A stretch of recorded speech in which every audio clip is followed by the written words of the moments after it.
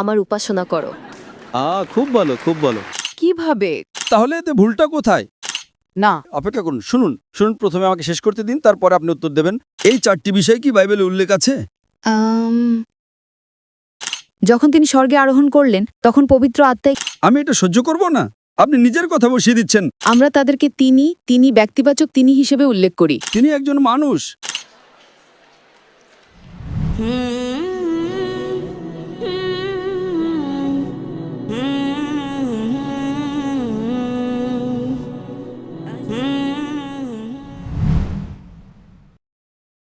আমার নাম ডায়ানা, আমি একজন ছাত্রী এবং আমার প্রশ্ন হল, গুহায় ফেরেশতা জিব্রাইল আলাইহিসসালাম যখন মুহাম্মদ সাল্লাল্লাহু আলাইহি সাল্লামের কাছে আসলেন তখন তিনি ভয় পেয়েছিলেন কেন? বোন খুব ভালো একটি প্রশ্ন করেছেন যে যখন ফেরেশতা জিবরাইল আলাইহিসসালাম প্রথমবার মুহাম্মদ সাল্লাল্লাহু আলাইহি সাল্লামের কাছে এসেছিলেন, যখন তার উপর প্রথম ওহী নাজিল হয়েছিল তখন তিনি ভয় পেয়েছিলেন কেন? কারণ তিনি এমন কিছু আশা করেননি। তিনি কখনোই আশা করেননি যে কোনো ফেরেশতা আসবে। যদি আপনি ঐতিহাসিক বই এবং নবীর হাদিস পড়েন, সেখানে বলা হয়েছে যে নবী মুহাম্মদ সাল্লাল্লাহু আলাইহি সাল্লাম যখন গুহায় ছিলেন, তিনি আল্লাহর ধ্যানে মগ্ন ছিলেন এবং ইবাদত করছিলেন, তখন ফেরেশতা জিবরাইল আলাইহিস সালাম এসে তাকে বললেন, ইকরা, পড়ুন। তাই তিনি অবাক হয়ে গেলেন, এই ব্যক্তিকে যে আমাকে পড়তে বলছে, এবং তিনি আবার বললেন, ইকরা। নবী উত্তরে বললেন, আমি পড়তে জানি না। কিন্তু বাইবেলে আছে যখন মানুষের সাথে ফেরেশতাদের দেখা হতো তখন ফেরেশতারা তাদের ভয় না পাওয়ার জন্য বলতেন, কারণ তাদের ঈশ্বর পাঠিয়েছেন। তাহলে কেন তাকে ভয় না পাওয়ার জন্য কোনো আশ্বাস দেওয়া হয়নি? খুব ভালো প্রশ্ন করেছেন। তিনি বাড়ি চলে গেলেন এবং এরপর তিনি স্ত্রীকে চাদর দিয়ে ঢেকে দিতে বললেন, কারণ তিনি খুব ভয় পেয়েছিলেন। কিন্তু বাইবেলে যখন মানুষের সাথে ফেরেশতাদের দেখা হতো তখন ফেরেশতারা তাদের ভয় না পাওয়ার জন্য আশ্বস্ত করতেন, কারণ 2 তিমথি ভার্স 7 বলা হয়েছে, ঈশ্বর আমাদের ভয়ের আত্মা দেননি, বরং শক্তি, ভালোবাসা এবং সুস্থ মনের আত্মা দিয়েছেন। তাহলে কেন ঈশ্বর আমাদের ভয় পেতে দেবেন? যদি তিনি সত্যি ঈশ্বরের পক্ষ থেকে আসেন তাহলে এই কথার কোনো মানে হয় না। অথবা যদি সেই ফেরেশতা সত্যি ঈশ্বরের পক্ষ থেকে এসে থাকেন তাহলে ব্যাপারটা কেমন হয়ে যায়? বোন খুব ভালো একটি প্রশ্ন করেছেন। তিনি বলছেন যে বাইবেলে এমন অনেক উদাহরণ আছে যেখানে যখন কোনো ফেরেশতা নবীদের কাছে বা অন্য কোনো মানুষের কাছে এসেছেন তখন তারা বলেছেন, আমি একজন ফেরেশতা, ভয় পেও না। ঠিক, হ্যাঁ, এই বিষয়টি কোরআনেও উল্লেখ আছে। এটা কোরআনেও উল্লেখ আছে যে যখন ফেরেশতা জিবরাইল আলাইহিস সালাম, ইব্রাহিম আলাইহিস সালাম এবং অন্যান্য নবীদের কাছে এসেছিলেন তখন ফেরেশতারা বলতেন, ভয় পেও না। কিন্তু এখানে ফেরেশতা জিবরাইল আলাইহিস সালাম নবীকে বলেননি, ভয় পেও না। এই পূর্ববাণী যখন ফেরেশতা জিবরাইল আলাইহিস সালাম নবী মুহাম্মদ সাল্লাল্লাহু আলাইহি সাল্লামকে বললেন, ইকরা, তখন নবী ভয় পেয়েছিলেন। কেন জানেন? কারণ তিনি নিরক্ষর ছিলেন। কিন্তু আমাকে শেষ করতে দিন। যখন ফেরেশতা জিবরাইল আলাইহিস সালাম বললেন, পড়ুন, তিনি বললেন, আমি পড়তে জানি না। কেন? কারণ এটা ছিল বাইবেলেই করা একটা ভবিষ্যৎবাণীর পরিপূর্ণতা।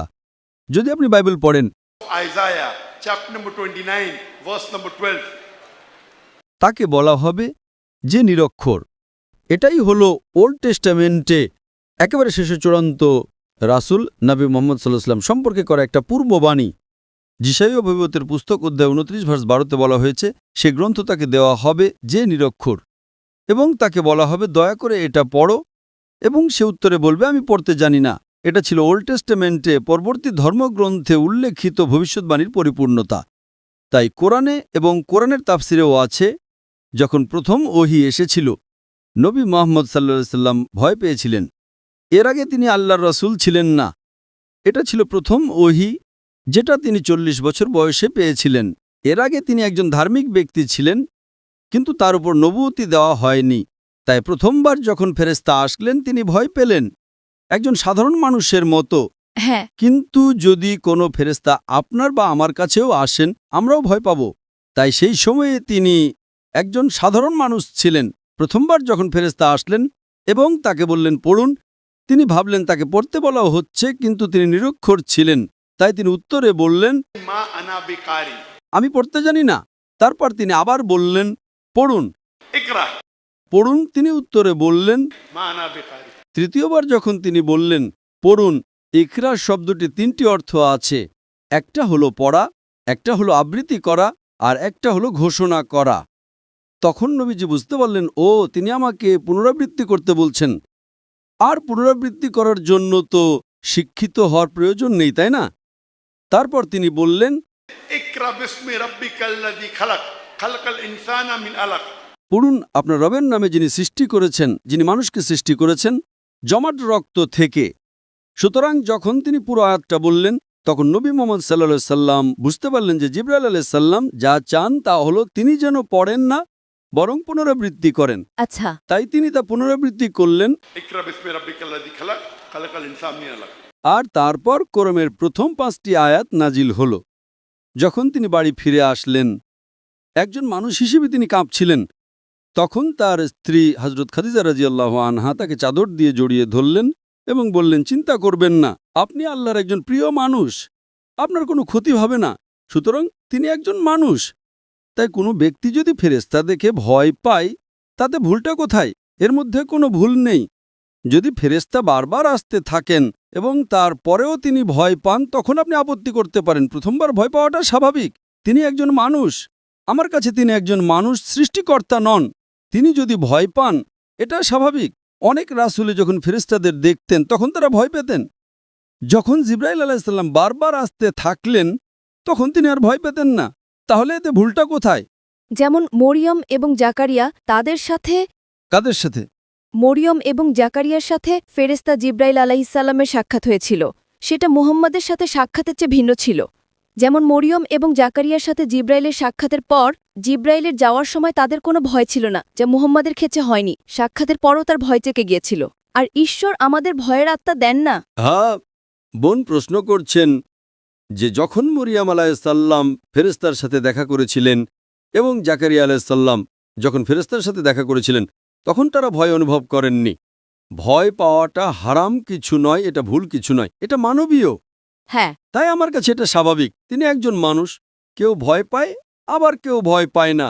এখানে আমরা জানতে পারি যে প্রথমবার যখন ফেরেশতা আসেন, তখন নবী মুহাম্মদ সাল্লাল্লাহু আলাইহি সাল্লাম এবং নবী জাকারিয়া আলাইহিস সালাম আর মরিয়ম আলাইহিস সালামের মধ্যে একটি পার্থক্য ছিল। প্রথমত, মাতা মরিয়ম কোনো নবী ছিলেন না। হ্যাঁ, ঠিক, তারা সুসংবাদ দিয়ে চলে যান। এখানে আপনাকে বুঝতে হবে, এটা জরুরি না যে একজন রাসূল যদি ভয় পান সেটা ভুল, অথবা একজন রাসূল যদি ভয় না পান সেটা সঠিক। প্রত্যেক রাসূলই ভিন্ন। যেমন ধরুন, নবী মুসা আলাইহিস সালাম সরাসরি আল্লাহর সাথে কথা বলেছেন, ইব্রাহিম আলাইহিস সালাম বলেননি। তাহলে এটা কি ইব্রাহিম আলাইহিস সালামকে ছোট নবী বানিয়ে দেয়? না। যিশু আলাইহিস সালাম সরাসরি ঈশ্বরের সাথে কথা বলেননি, এটা কি তাকে ছোট নবী বানিয়ে দেয়? না। কোরআন বলে যে ইব্রাহিম আলাইহিস সালাম আল্লাহর বন্ধু, এটা একটা উপাধি। এর মানে কি এই যে অন্য রাসূলরা আল্লাহর শত্রু? না। সুতরাং এগুলো হলো প্রদত্ত উপাধি। প্রত্যেক নবী নিজেই অনন্য। আমরা কেবল তখনই আপত্তি করব যদি এমন কিছু করা হয় যেটা অস্বাভাবিক, বা যেটা সঠিক না, বা যেটা পাপপূর্ণ। তাই ভয় পাওয়া এমনটাই পাপ না। তাই আমার কাছে এটা স্বাভাবিক। আমি একজন ডাক্তার হিসেবে, একজন বুদ্ধিমান ব্যক্তি হিসেবে, যদি একজন মানুষ ভয় পায় আর একজন না পায়, এটা তাকে ছোট বা বড় করে না। হ্যাঁ, কিন্তু কিন্তু এরপরে আপনাকে যা দেখতে হবে, এরপরে আপনাকে দেখতে হবে কে বেশি সাহসী ছিলেন। নবী মুহাম্মদ সাল্লাল্লাহু আলাইহি সাল্লাম জিবরাইলের সাথে যোগাযোগ রাখতেন। এমন কোনো নবী নেই যিনি নবী মুহাম্মদ সাল্লাল্লাহু আলাইহি সাল্লামের মতো জিবরাইলের সাথে এত বেশি যোগাযোগ করেছেন। আপনি কি কোনো রাসূলকে চেনেন? কোনো রাসূল, জাকারিয়া, মরিয়ম আলাইহিস সালাম, তারা কি নবী মুহাম্মদ সাল্লাল্লাহু আলাইহি সাল্লামের মতো এত বেশি যোগাযোগ করেছেন? না। না। সুতরাং এই যোগাযোগ আল্লাহর উপরে নির্ভর করে। তাই যদি দেখেন, জিবরাইল আলাইহিস সালামকে সর্বশক্তিমান আল্লাহ বিশেষভাবে নবী মুহাম্মদ সাল্লাল্লাহু আলাইহি সাল্লামের কাছে ওহী পৌঁছে দেওয়ার জন্য বেছে নিয়েছিলেন। অন্যদের কাছে তিনি কম এসেছেন, নবী মুহাম্মদ সাল্লাল্লাহু আলাইহি সাল্লামের কাছে তিনি বেশি এসেছেন।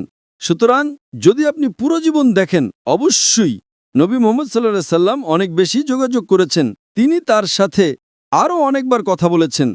যদি আপনি হাদিস দেখেন, অন্য যে কোনো রাসূলের চেয়ে বহুগুণ বেশি। কেন? কারণ তিনি ছিলেন সর্বশেষ এবং চূড়ান্ত রাসূল। সুতরাং প্রথমবার যদি কোনো রাসূল একজন ফেরেশতাকে দেখে ভয় পান, এটা স্বাভাবিক। তিনি একজন মানুষ, এতে ভুল নেই। আপনি কেন আপত্তি করছেন?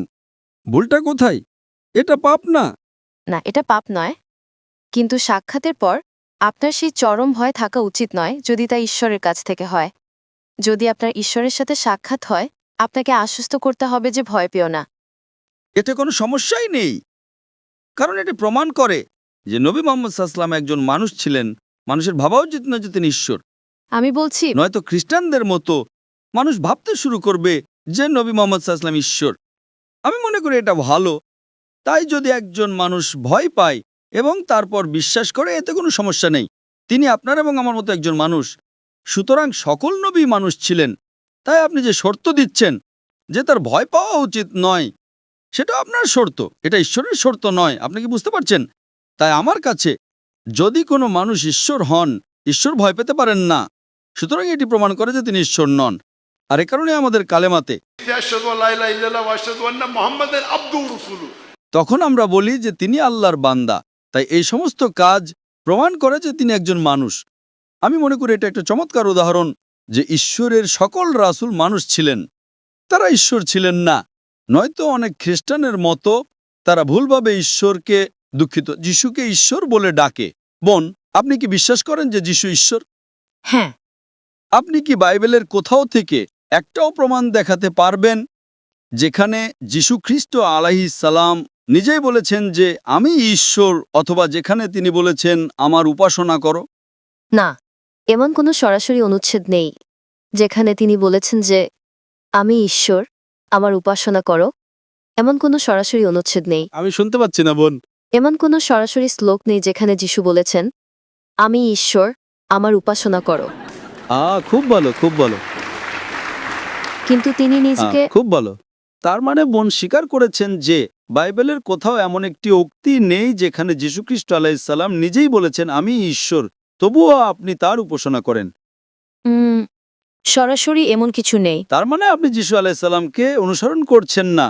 যিশু আলাইহিস সালাম বলেছেন আমি নিজে থেকে কিছুই করতে পারি না, আমি যেমন শুনি তেমন বিচার করি, এবং আমার বিচার ন্যায়, কারণ আমি আমার ইচ্ছা খুঁজি না, বরং আমার পিতার ইচ্ছা খুঁজি।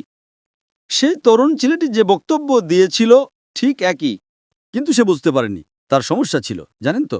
কিন্তু অনেক শ্লোকে তিনি বলেছেন যে আমি ঈশ্বর। সরাসরি না হলেও তিনি বলেছেন যদি তোমরা আমাকে ভালোবাসো তবে আমার আদেশ পালন করবে। বোন, আপনাকে সকল রাসূলের আদেশ পালন করতে হবে, শুধু যিশুর, ঈসা আলাইহিস সালামের কেন? ইব্রাহিম আলাইহিস সালাম, মুসা আলাইহিস সালামের কি তাদের অনুসরণ করতে হবে না? ইব্রাহিম আলাইহিস সালাম কি ঈশ্বরের রাসূল ছিলেন না? মুসা আলাইহিস সালাম কি ঈশ্বরের নবী ছিলেন না? তিনি ছিলেন। তাহলে কি আপনাকে আদেশ পালন করতে হবে না? হ্যাঁ। তাহলে পার্থক্যটা কোথায়? যিশু আলাইহিস সালামও একজন রাসূল ছিলেন, আমরা তাকে ভালোবাসি, আমরা তাকে সম্মান করি, কিন্তু আমরা তার উপাসনা করি না। আমি তার উপাসনা করি। আপনি কেন তার উপাসনা করেন? আরেকটি প্রশ্ন, ইসলামে আপনারা যখন নামাজ পড়েন তখন কেন একটি নির্দিষ্ট দিকে মুখ করতে হয় এবং আরবিতে প্রার্থনা করতে হয়? আর আরবি কেন মূল ভাষা? বোন, যদি আমি আপনার প্রশ্নটি ঠিকমতো শুনে থাকি, আপনি বলেছেন যে আপনারা যখন নামাজ পড়েন তখন একটি নির্দিষ্ট দিকে ফিরে নামাজ পড়েন। হ্যাঁ। আমরা কেন সেদিকে ফিরে নামাজ পড়ি, এটাই কি আপনার প্রশ্ন? হ্যাঁ। খুব ভালো প্রশ্ন। বোন প্রশ্ন করেছেন যে আমরা মুসলিমরা যখন নামাজ পড়ি তখন আমরা কাবার দিকে মুখ করি, কিন্তু আমরা কেন কাবার দিকে মুখ করি? কারণ কাবা আমাদের কিবলা। কিবলা মানে দিক। আমরা কেন কিবলার দিকে মুখ করি? এটাই প্রশ্ন। কারণ আমরা ইসলামে একতায় বিশ্বাস করি, আমরা ভাগে বিশ্বাস করি না। তাই ধরুন আজকে আমরা সবাই এই তাঁবুতে নামাজ পড়তে চাই, তাহলে আমরা কোন দিকে ফিরে নামাজ পড়ব? পূর্ব, পশ্চিম, উত্তর নাকি দক্ষিণ? আপনি বলবেন পশ্চিম, ও বলবে পূর্ব, আরেকজন বলবে উত্তর। এখন আমরা কোন দিকে ফিরে নামাজ পড়ব? বিভিন্ন দিক। তাই ঐক্যের জন্য আল্লাহ বলেছেন যখন তোমরা নামাজ পড়বে তখন কাবার দিকে মুখ করবে। এটি কোরআনের সূরা বাকারার 2 নম্বর অধ্যায়ের একটি আয়াত। তাই আমরা ঐক্যের জন্য কাবার দিকে মুখ করি। এর মানে এই নয় যে আমরা কাবার ইবাদত করি। কিছু মানুষ ভাবতে পারে যে আমরা কাবার ইবাদত করি। কোনো মুসলিম কখনো কাবার ইবাদত করে না। আপনি কি বুঝতে পারছেন? জি। কাবা হলো কিবলা। কিবলা মানে দিক। আমরা ঐক্যে বিশ্বাস করি। যখন হজের জন্য মক্কায় যাই তখন কাবার চারপাশে তাওয়াফ করি, কারণ প্রতিটি বৃত্তের একটি কেন্দ্র থাকে। এটা প্রমাণ করার জন্য যে আল্লাহ এক। এবং ইসলামের দ্বিতীয় খলিফা মানে হযরত ওমর রাদিয়াল্লাহু আনহু, তিনি এই কালো পাথর বা হাজরে আসওয়াদের দিকে ইঙ্গিত করে বলেছিলেন যে এই কালো পাথর আমার কোনো উপকার করতে পারে না, ক্ষতিও করতে পারে না। আমি এই কালো পাথরকে চুম্বন করছি শুধুমাত্র কারণ আমার নবী এটাকে চুম্বন করেছিলেন, নয়তো এই পাথর আমার কোনো উপকার বা ক্ষতি করতে পারে না। এটি প্রমাণ করে যে কোনো মুসলিম কখনো পাথরের ইবাদত করে না। এছাড়াও নবীর সময় নবীর অনেক সাহাবী কাবার উপরে দাঁড়িয়ে আজান দিতেন। তারা কাবার উপরে দাঁড়িয়ে আজান দিতেন। কোনো মূর্তি পূজক কি কখনো কাবার উপরে দাঁড়াবে যেই মূর্তির সে পূজা করে? আমি আপনাকে একটা প্রশ্ন করছি, কোনো মূর্তি পূজক কি সেই মূর্তির উপরে দাঁড়াবে যার সে পূজা করে? না। সুতরাং এটি প্রমাণ করে যে আমরা মুসলিমরা কাবার ইবাদত করি না, আমরা হাজরে আসওয়াদের ইবাদত করি না। এটা শুধু একটা কিবলা। আমরা ঐক্যে বিশ্বাস করি। অন্যথায় বিশৃঙ্খলা সৃষ্টি হবে। আপনি বলবেন পূর্বে নামাজ পড়ো, ও বলবে পশ্চিমে, কেউ বলবে উত্তরে, কেউ বলবে দক্ষিণে। তাই ঐক্যের জন্য বিশ্বের সবাই কাবা মক্কার দিকে মুখ করে এবং আমরা একই দিকে ফিরে নামাজ পড়ি। আশা করি উত্তর পেয়েছেন। তাহলে আপনি বলতে চাইছেন যে আমাদের মধ্যে বিভ্রান্তি আছে কারণ আমরা একটা নির্দিষ্ট দিকে ফিরে প্রার্থনা করি না, তাই না? অবশ্যই কোনো নির্দিষ্ট দিক নেই, কিভাবে কোনো কারণ আপনার স্বাধীনতা আছে। কোনো ঐক্য নেই। কিছু খ্রিস্টান দক্ষিণে প্রার্থনা করে, কিছু পশ্চিমে, কিছু পূর্বে। কোনো ঐক্য নেই, সব দিক ভিন্ন। আচ্ছা তো সেটা আপনার প্রবলেম, আমার নয়। আচ্ছা ঠিক এ কারণে যিশু আলাইহিস সালাম In the Gospel of John, chapter number 16, verse number 11 to 14, আমার তোমাদেরকে আরো অনেক কথা বলার আছে, কিন্তু তোমরা এখন তা সহ্য করতে পারবে না। কিন্তু তিনি যখন সেই সত্যের আত্মা আসবেন তখন তিনি তোমাদেরকে সমস্ত সত্যে পথ দেখাবেন। তিনি নিজে থেকে কিছু বলবেন না, যা শুনবেন তাই বলবেন। নবী মুহাম্মদ সাল্লাল্লাহু আলাইহি ওয়াসাল্লামের ব্যাপারে কথা বলছে। সত্যের আত্মা হলেন পবিত্র আত্মা। হ্যাঁ, পবিত্র আত্মা। ঠিক আছে, ওকে, ঠিক আছে, আপনি আমার সাথে একমত। বোন খুব ভালো উত্তর দিয়েছেন। এ কারণে যিশু আলাইহিস সালাম পবিত্র আত্মার কথা বলছেন। সেখানে কি বলা হয়েছে? আমার তোমাদেরকে আরো অনেক কথা বলার আছে, কিন্তু তোমরা এখন তা সহ্য করতে পারবে না। কারণ তিনি যখন সেই সত্যের আত্মা আসবেন। বোন, বাইবেল বলে যে যখন যীশুখ্রিস্ট ঈসা আলাইহিস সালাম জন্মগ্রহণ করেছিলেন তখন পবিত্র আত্মা সেখানে ছিলেন, হ্যাঁ কি না? পবিত্র আত্মা। বোন, শুধু আমার প্রশ্নের উত্তর দিন। বাইবেলেতে এটা বলা নেই যে যখন যীশুখ্রিস্ট ঈসা আলাইহিস সালাম জন্মগ্রহণ করেছিলেন তখন পবিত্র আত্মা সেখানে ছিলেন, ঠিক না ভুল? হ্যাঁ, ভিতরে। তাহলে এখানে ভবিষ্যদ্বাণী বলছে আমার তোমাদেরকে আরো অনেক কথা বলার আছে, কিন্তু তোমরা এখন তা সহ্য করতে পারবে না। কিভাবে? শুনুন, তিনি প্রথমত একজন মানুষের ব্যাপারে বলা হচ্ছে, কোন আত্মা সম্পর্কে নয়। না। অপেক্ষা করুন, শুনুন শুনুন, প্রথমে আমাকে শেষ করতে দিন, তারপরে আপনি উত্তর দেবেন। প্রথমত তিনি একজন মানুষকে বোঝায়, কোনো আত্মাকে নয়। তিনি যখন সত্যের আত্মা আসবেন তিনি তোমাদেরকে সমস্ত সত্যপথ দেখাবেন। তিনি নিজের থেকে কিছু বলবেন না, যা শুনবেন তাই বলবেন। 4-5 বার তিনি পবিত্র আত্মা। পবিত্র আত্মাকে তিনি বলা হয় না। কারণ যখন যিশু দাঁড়ান, আমাকে আগে শেষ করতে দিন, আপনি কেন বাধা দিচ্ছেন? আমি আপনাকে কথা বলার সুযোগ দেব। তিনি একজন পুরুষ বা মানুষকে বোঝায়। দ্বিতীয়ত ভবিষ্যৎবাণী, যখন নবী আসবেন পবিত্র আত্মা যীশুখ্রিস্ট আলাইহিস সালামের জন্মের সময় থেকেই সেখানে ছিলেন। সুতরাং পবিত্র আত্মার সম্পর্কে আপনার ব্যাখ্যা সম্পূর্ণ ভুল। তিনি নিজের থেকে কিছু বলবেন না, যা শুনবেন তাই বলবেন। তার মানে যা আমরা কোরআন এবং হাদিসে জানি, শব্দগুলো ফেরেশতা জিবরাইলের মাধ্যমে পাঠানো হয়েছিল, যা আপনি বলেছেন। তিনি এমনভাবে পুনরাবৃত্তি করেছেন যেন শব্দগুলো তার মুখে বসিয়ে দেওয়া হয়েছিল। পবিত্র আত্মার মুখে কোথায় শব্দ বসানো হয়েছিল? বাইবেলে কোথাও এমন কথা বলা নেই। এখানে বলা হয়েছে যা শুনবেন তাই বলবেন। নবী মুহাম্মদ সাল্লাল্লাহু আলাইহি ওয়াসাল্লাম সম্পর্কে বলা হচ্ছে তিনি আমার মহিমা প্রকাশ করবেন। পবিত্র আত্মা কি যিশুর মহিমা প্রকাশ করেছিলেন? না। কোথায়? পবিত্র আত্মা কোথায় যিশুর মহিমা প্রকাশ করেছিলেন? কোথায়? তার মানে আপনি বাইবেল পড়ছেন না। প্রথমত পবিত্র আত্মা যিশু ঈসা আলাইহিস সালামের জন্মের আগে থেকেই সেখানে ছিলেন। পবিত্র আত্মা সেখানে ছিলেন যখন যিশু পৃথিবীতে বাস করতেন। এই ভবিষ্যৎবাণী ভবিষ্যতে আগমনকারী একজনের সম্পর্কে বলছে, সুতরাং এটা পবিত্র আত্মা হতে পারে না।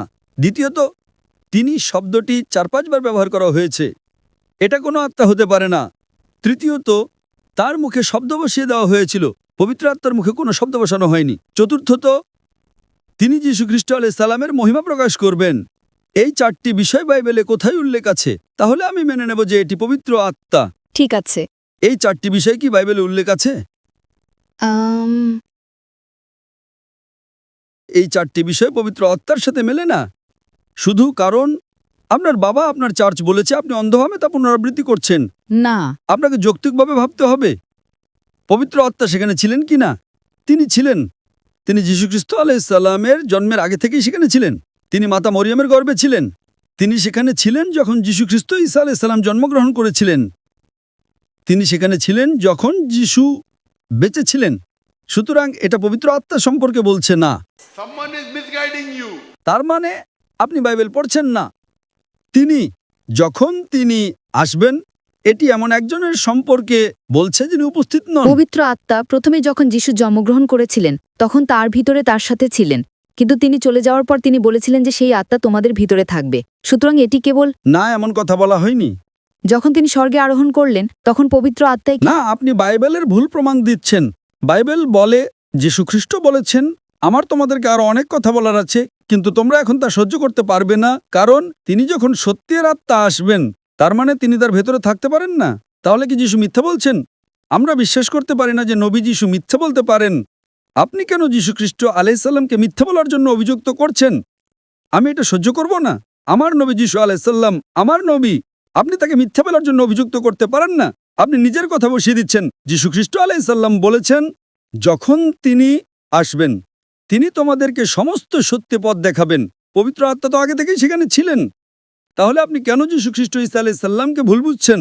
তিনি নবী মুহাম্মদ সাল্লাল্লাহু আলাইহি ওয়াসাল্লামের ভবিষ্যৎবাণী সম্পর্কে বলছেন। না না না, আমরা ঈশ্বর, পিতা ঈশ্বর, পুত্র ঈশ্বর এবং পবিত্র আত্মা ঈশ্বর। আমরা তাদেরকে তিনি ব্যক্তিবাচক তিনি হিসেবে উল্লেখ করি। কোথায় তিনি? কোথায় উল্লেখ আছে পিতা ঈশ্বর, পবিত্র আত্মা? বাইবেলের কোন পদে এমন কথা বলা আছে? যখন যিশুকে দীক্ষিত করা হয়েছিল, বাইবেলের কোন পদে এমন কথা বলা আছে? আমি আপনাকে উত্তর দেওয়ার সুযোগ দিচ্ছি, কারণ আপনি সেই তরুণ ছেলেটির মতো নন। আমি আপনাকে বোঝানোর চেষ্টা করছি যে যীশু খ্রিস্ট আলাইহিস সালাম বাইবেলে স্পষ্টভাবে নবী মুহাম্মদ সাল্লাল্লাহু আলাইহি ওয়াসাল্লামের ভবিষ্যৎবাণীর সম্পর্কে উল্লেখ করেছেন, ঠিক আছে। খুবই স্পষ্টভাবে। কিন্তু আপনি কেন বুঝতে পারছেন না? কোথায় বলা হয়েছে পবিত্র আত্মা? পবিত্র আত্মা তো আগে থেকেই সেখানে আছেন। তাহলে আপনি কেন ভুল পথে পরিদর্শিত হচ্ছেন? আমি ভুল পথে পরিদর্শিত নই। এটা স্পষ্ট ইংরেজি বোন, এবং আমার মনে হয় আপনার ইংরেজি খুব ভালো, সেই তরুণ ছেলেটির মতো নয়। তো আপনি যখন বাড়ি যাবেন তখন ঠিকমতো পড়তে পারবেন, ঠিক আছে? ঠিক আছে। জনের সুসমাচার 16 অধ্যায় 11 থেকে 14 পদ, এটা লিখে রাখুন, আপনার ডায়েরিতে লিখে রাখুন। Thank you, sister. Can we have the next question?